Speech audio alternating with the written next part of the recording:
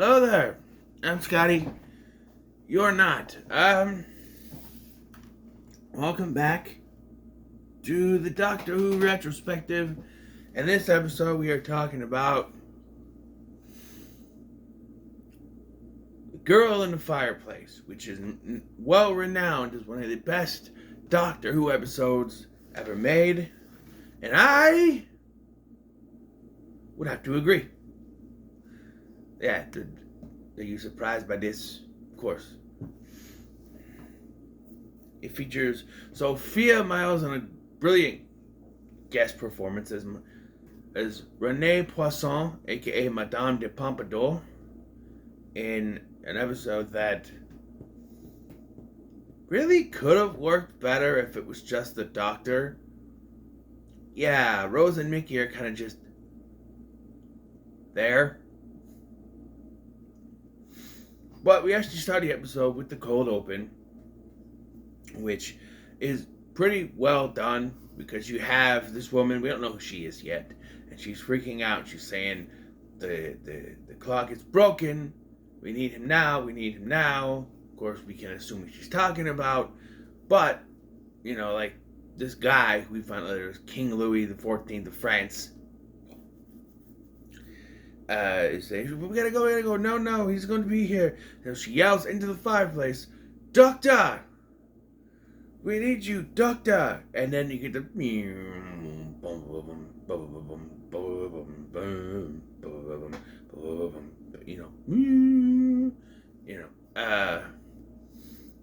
yeah.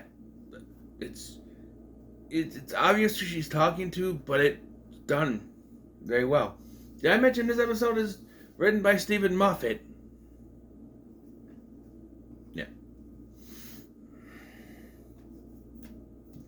So, after the opening credits, we end up on a spaceship. We don't know what spaceship it is, but Mickey's excited because his first go-around would be his only real go-around. It's a spaceship. Yes. And then shortly after this, the Doctor finds, what else? Girl in a fireplace. They find a fireplace, the little girl in there. And when he goes to visit, it's now later, apparently, and she's sleeping. And I love this scene. By the way, before we get to that, he tells Rose and Mickey to stay there, but of course they don't listen because they got to go off on their own adventures. Excuse me, I got itch. So he meets this little girl named Renette, and so people do compare this episode to The Empty Child / The Doctor Dances because there are some things. Stephen Moffat wrote that, and he does kind of connect things such as redo things such as when the Doctor realizes that the clock is broken and thus can't be ticking. It's very similar to them hearing the child talking and realizing the recording has stopped in that two-part. This is a one-parter, but it's a one part of this. It's only one part next to this. Anyway, but here's the thing. Renette already knows it's a broken clock. Because she goes, well, there's something weird about a broken clock. And he's like, no, not really. But, that it's ticking. And it's like, wait, if she knew it was broken, then how is the ticking fooling her? Also, I'm getting wise to this after having watched through a lot of this with my son. I'm getting wise to this translation circuit, or whatever they call it, on the TARDIS, being able to translate any language. The Doctor points out that the girl is speaking perfect French to him, but because of the translation circuit, it all came out as English. So, if they are French, and it's not just Doctor Who that does this, a lot of historically based movies do this. If she's supposed to be French, why is she talking in a British accent? I know, British TV show, but the movie... Is it here? Where is it? What did I do with it? I think I put it away over there, actually. The movie Pompeii, which I recently watched with my friend Brandon, is another one where the main characters speak British in a British accent. English in a British accent. Pompey's in Italy. Shouldn't they be speaking with an Italian accent? Although I will admit, it may not be able to take it as seriously if they were all, oh no, we are going to die, we have to run right now, oh no, the volcano, she is erupting, we have to go. It would be a little bit less to take serious if they were doing that. But still, I've seen Roman movies that take place in Rome. Gladiator, British accents. I'm saying, I'm just saying, they do that a lot. And what is the problem with them talking with a French accent? I think I would take them more serious than the Italian accent, I believe. There's nothing wrong with it, even though that was probably a terrible French accent. I'm sorry to all the French people, but come on. Hey, you know who the French needed here to help save the day? Not the doctor. Fontenoy. That's right. I am here to help you, sir. Oh, that's great, isn't it? Yes, it is he. Yeah. But he's seeing this little girl. Doesn't know who she is. Renette. He goes after this thing. He thinks it's gone back to the ship, and he admires this creature. You know, maybe this is where it is. This is where because he takes the thing and he freezes it. Yeah, okay, this is where it is. And then he gives the thing to Rose and tells them to stay there. And that's when they take off to do their own little adventure. Okay, I was out of order. This whole courtroom's out of order. Everyone is out of order. Hoo-ha! Anyway, so then he goes back and she's grown up now. All grown up. And the first thing that happens really is that she kisses him. And he's giddy about it. And then this starts this love story that only works if you don't think back to the fact that he first met her when she was 7 years old.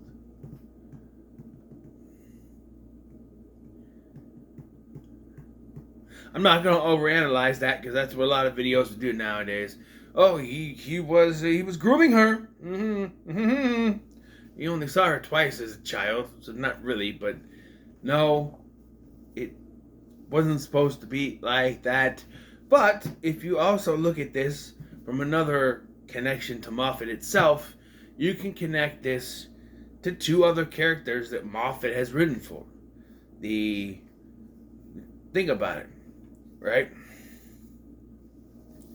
He meets this person as a little girl, and she grows up believing it's an imaginary friend.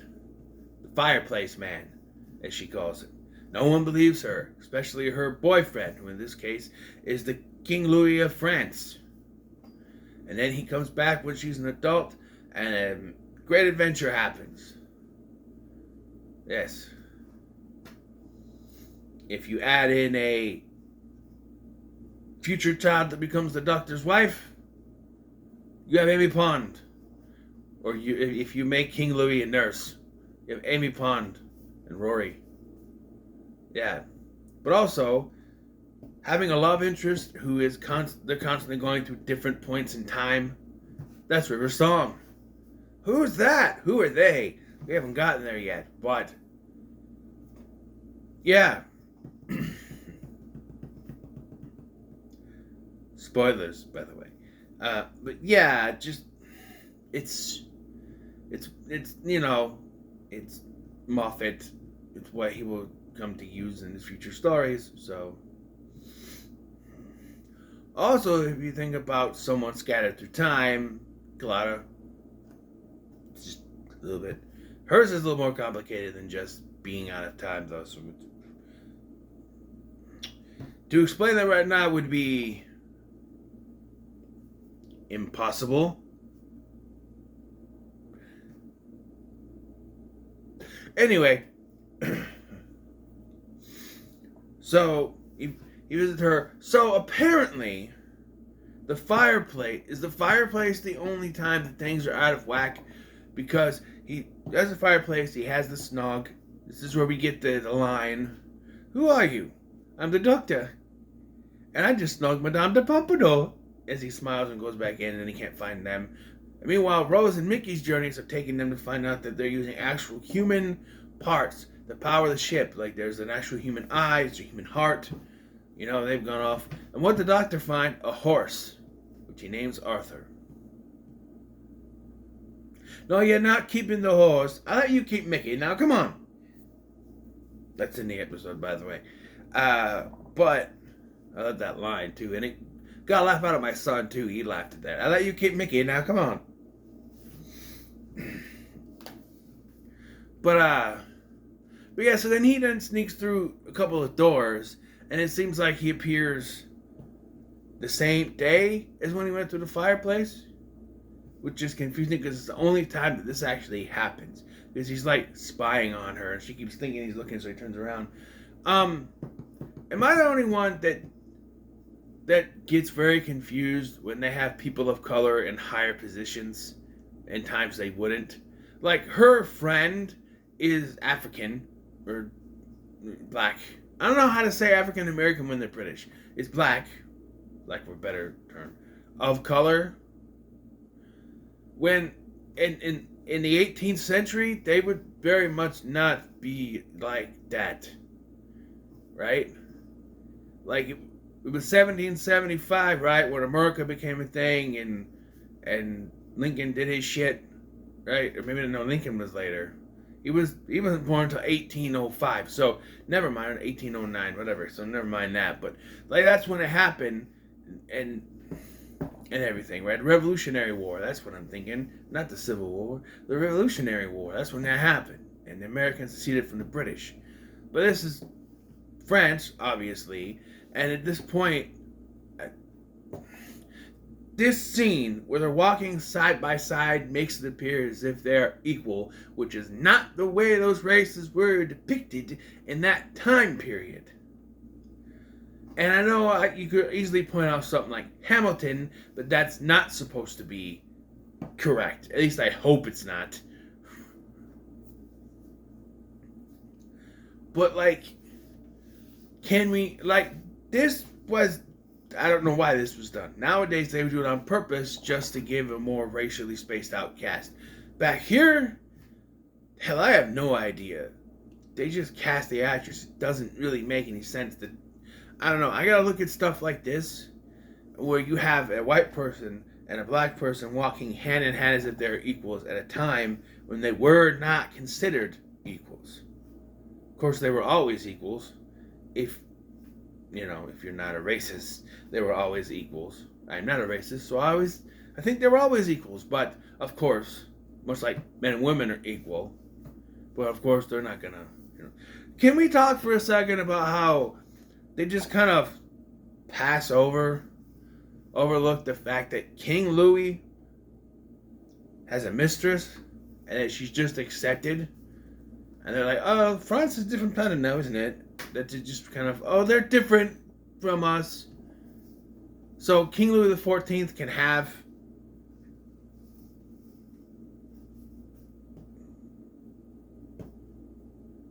a hoe.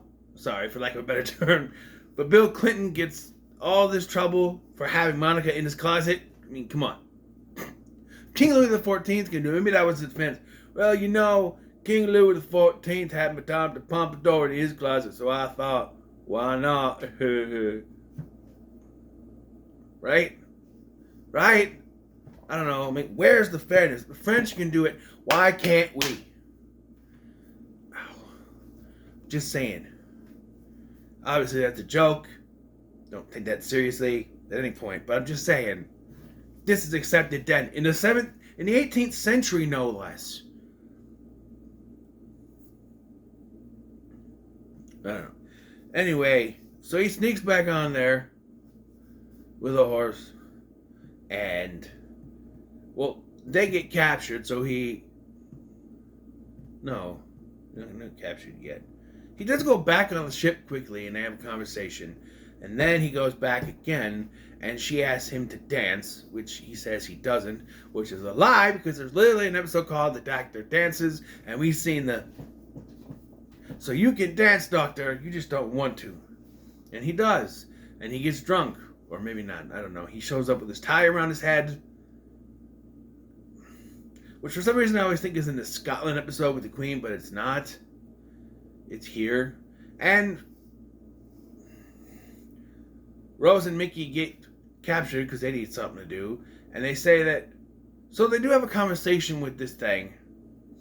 She makes it talk to him. It's before this because they're trying to say that Rutnet is compatible. And they also say that Rose's brain is compatible. So they just need a blonde or what? I don't know. Were they saying that Rose is somehow in the same bloodline? Which is confusing unless Madame de Pompadour gives birth before the age of 43. I don't know.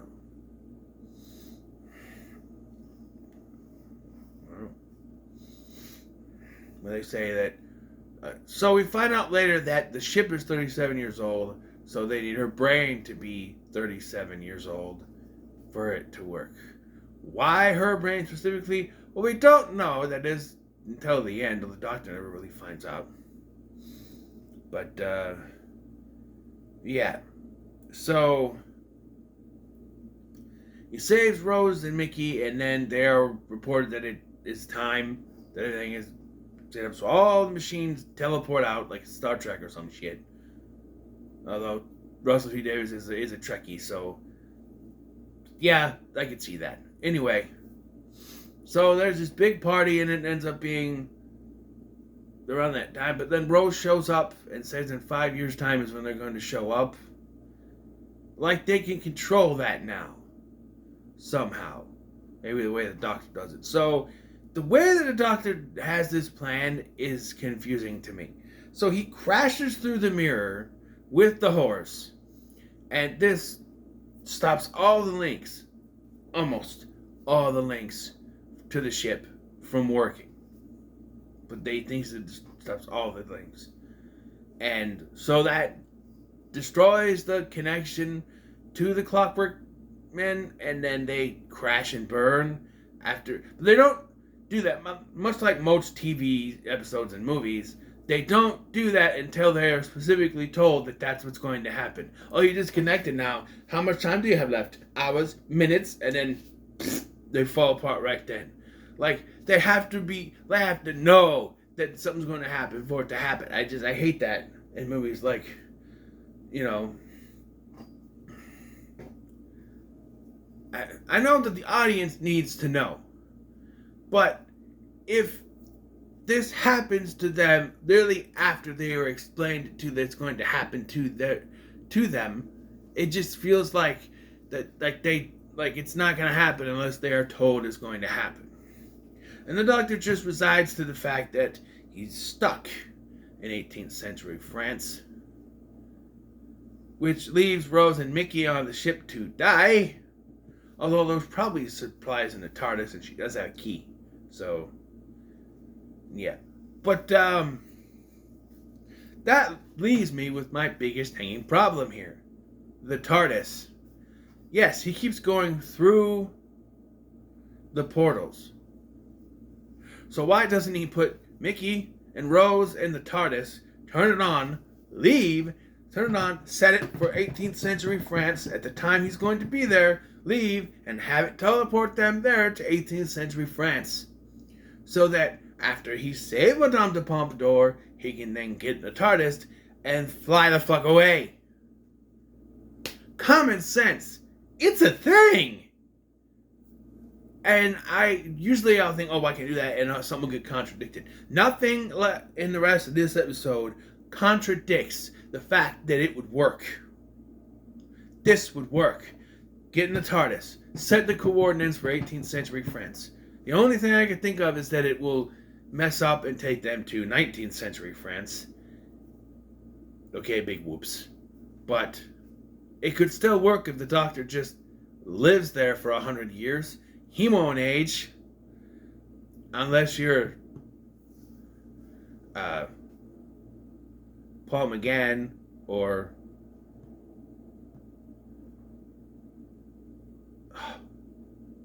John Hurt.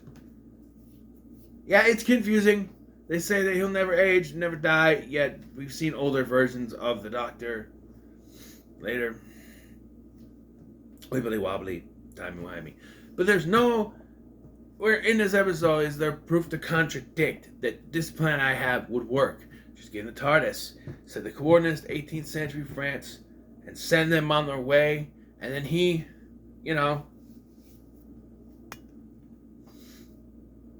or he can go with them.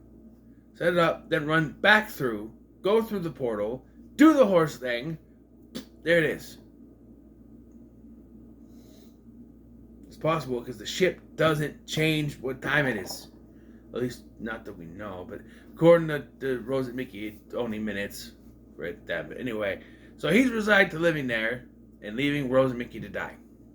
Until Renette reveals that she has the original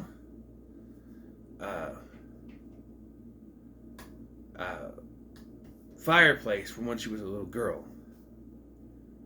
But isn't that the same room he went into the first time she was an adult? It looks like the same room, then he just maybe reorganized it. I don't know, it looks like it. Because it looked different when he went from, she was 7, left and came back, it looked like a different room. And so when she tells him, I had it moved here years ago, and I'm just like, but isn't this the same room? Maybe not. It seems like it. So, again, issue.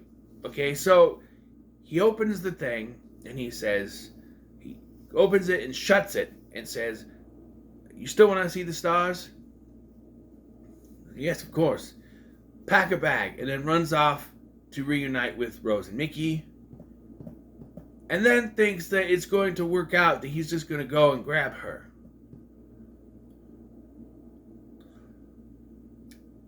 Throughout the episode, it has been shown to the Doctor, that every time he leaves to go out of the ship and comes back, it's a different time. Time keeps moving forward for Renette, not for them. So why would you think that this plan to go and reunite with them and then come back and get her was going to work? If anything, wouldn't the smart plan be to, once you realize that it will open again, say, hey, this is when you say you still want to see the stars? Pack a bag. And she runs off, packs a bag, and then they just go. Why? Like, yes, we have to have this sad ending because Madame de Pompadour died when she died, but still, it's a sci-fi TV series. We don't need to be completely perfect, but still. Like, the Doctor is supposed to be one of the smartest people in the entire fucking universe. And he couldn't think that him leaving and coming back wasn't going to work out the way he wanted. How many times have we seen that time keeps moving every time they go back? He doesn't get it, does he? He doesn't get it. So of course, he goes back through. She's not there, but King Louis XVIII of France is, or Louis XIV, whatever. King Louis XIV of France is King Louis, not the monkey. He's there, and he hands him a letter, and he says, "You missed her. She's leaving for Paris." And then it's revealed that she's actually dead. Died at 43 because of an illness. I can only imagine it's like smallpox or some shit at that point. And the Doctor says no words here. It's just pure David Tennant face acting. And he reads the letter, and even when King Louis is like, what does it say? And he's just like, of course. And then he goes back. He has this moment, and Mickey has a brilliant character moment. He's not on the TARDIS long, but he sees the pain in his face. And he's like, Rose, why don't you show me something or other? I don't remember what it was. Why don't you give me a tour of this place or something? And he's going to leave. And it's because Mickey knows what it's like to get his heart broken. Because Rose is a selfish bitch who only cares about herself. And that's why I do not like her in Series 2. She was fine in Series 1, but now since they decided she has to be in love with the fucking Doctor, she's now a selfish bitch who only thinks for herself, and that's why when Mickey asked to come aboard, she had this look on her face like, no, he's my Doctor. Which, by the way, is completely ignored when the episode starts, but she's all happy that he's all bewildered and, oh, we're on a spaceship, I'm so happy. And it's like, yeah, but I don't know. I don't know. It's, yeah, sorry, personal feelings. One of the reasons why Season 2 is not one of my favorites. They make Rose very selfish. Like she was the first. Like, the whole thing with Sarah Jane Smith, too, was like she got jealous because there was someone else who traveled with the Doctor, and it was like, the Doctor's mine, basically. She never says that, but you know what I mean. It's in her face, so facial expressions. So, shockingly, though, she doesn't get really jealous of Madame de Pompadour because Stephen Moffat wrote this and didn't write it that way. Because he, for all intents and purposes, I don't think that Rose and Mickey were meant to be in the episode. They just kind of had to throw them in there because of where they were in this series. So, man. So, yeah, we had the letter that she wrote to him. It's a very sad letter. I don't remember off the top of my head what it was. But before they take off, they do ask, what do you think her specifically? And he says, maybe we'll never know. Well, we get a shot finding that the reason why the TARDIS leaves and there's a big old picture of Madame de Pompadour, and then the camera moves out and we see that the spaceship they're on is called the SS Madame de Pompadour. That's why they're after her, because her brain is the navigation thing, and so the only thing that would work is that, although it's never proven that that is in fact what would actually work, but fine. But yeah, overall, this episode is still really good. It hits you in the feels. You know, even though when you put logic into it and common sense, it's like, why wouldn't you just take her with you? I know there has to be a sad ending. I know we have to be historical here. But the Doctor would have the common sense to be like, especially if he knew who Madame de Pompadour was, he would know how she died. Now, wouldn't he? And when she died.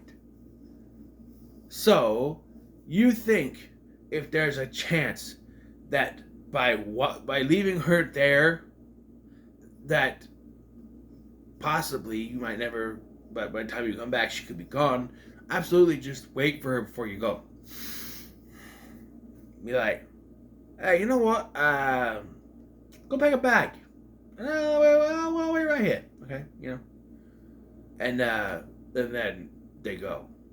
But of course we can't have that. But it's something I thought of last time I watched it with my son, and I'm really thinking to hear, like, if he used any common sense, like the Doctor's supposed to, by the way. He's supposed to be one of the smartest people in the galaxy and the universe. Yet he couldn't think of that. Anyway, this is a great episode. I enjoyed it very much. I have my little nitpicky issues. They're all nitpicky. It's a great episode.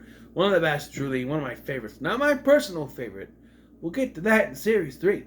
But it is one of my favorites.